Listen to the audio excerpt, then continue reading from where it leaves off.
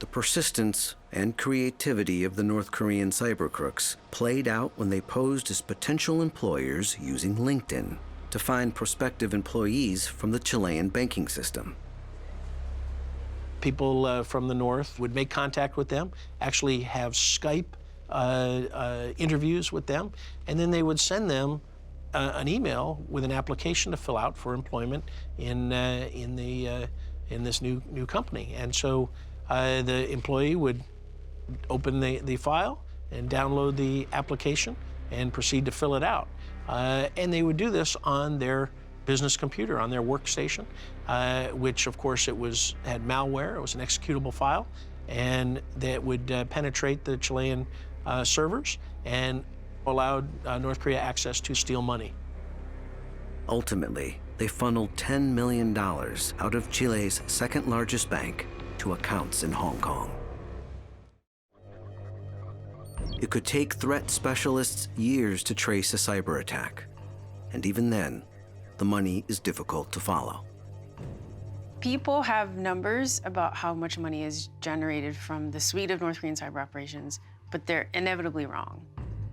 We only know what operations we catch, right? So that's first. We catch maybe 50%, I think, if we're lucky. Most banks don't want to admit they've been victimized by North Korea. They don't ever disclose how much money was stolen. The second set of unknowns comes from that physical virtual network, where North Korea, it takes money to bribe people and to move money into shady and criminal places through organizations, through casinos, right, so that it becomes untraceable. The UN estimates that the North has generated $2 billion from banks and cryptocurrency exchanges that was directed into their weapons of mass destruction campaign. They can conduct all the cyber operations they want and have digital currency and money in virtual bank accounts, right, in the SWIFT system in the Philippines Bank.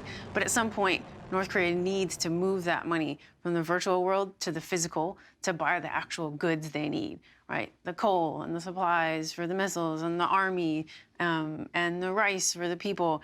And that's the point that we have the sort of least amount of knowledge, right? Where is the money from these operations going, right? And where can we interdict it? One attack that tracked North Korea was on the ATM system of India's Cosmos Bank. The Cosmos attack was the first time that North Korea had used the ATM network and the systems that validate the transactions. They upped the amount of money that each account that they wanted to exploit could withdraw from an ATM without really the system realizing that. And then they sent out people with fraudulent cards linked to all of those accounts to go to the ATMs and withdraw that maximum amount of money and then take it somewhere. The Cosmos Bank hackers siphoned off $13.5 million across 28 countries over one weekend. Nearly 15,000 transactions in just over 2 hours with fraudulent customer information.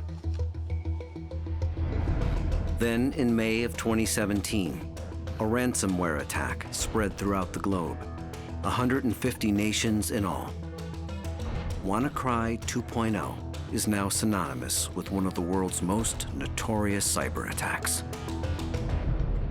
For WannaCry, a ransom note would have flashed on your screen. It would say something along the lines of, your files have been encrypted.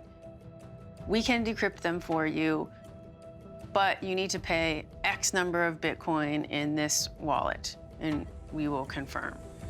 Windows-based computers in the U.S. and across the globe could be at risk in what some experts have called a cyber apocalypse. WannaCry was among a stockpile of cyber weapons stolen from the U.S. National Security Agency, released by a group of hackers known as the Shadow Brokers. It crippled Britain's National Health Service, FedEx, Germany's National Railway, and countless more across the globe. One of the reasons why WannaCry, though, was so much more prolific than typical ransomware is that the North Koreans built in or engineered this new version to include an exploit. And this particular exploit, right, allowed this piece of malware to propagate automatically, right? Because it scanned computer networks looking for specific services. And if the network had that, it would then infect that network and that computer. And so it self-propagated, and that's what made it so disruptive and so difficult at first to shut off. Marcus Hutchins, a British cybersecurity specialist, discovered a kill switch embedded in the malware, stopping the spread after days of global panic.